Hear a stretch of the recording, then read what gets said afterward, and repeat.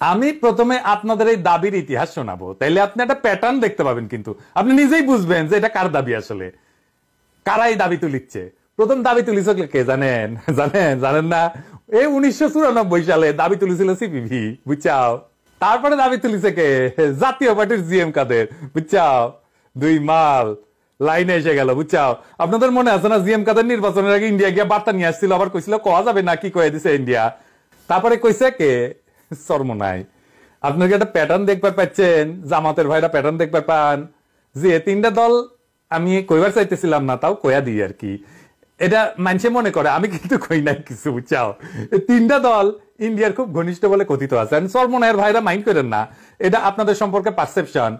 আমি কইছি জন্য তা কিন্তু না, এটা আপনাদের সম্পর্কে সমাজের পারসেপশন। পারসেপশন নিয়ে কি করবেন এটা আপনারা বুঝে নেন, কিন্তু আপনাদের সম্পর্কে সমাজে এই কথা চালু আছে। কিন্তু আপনারা যদি মনে করেন যে চালু নাই, তাইলে আপনারা রাজনীতি করার জন্য সাবালক হয়ে ওঠেননি, বুঝছাও।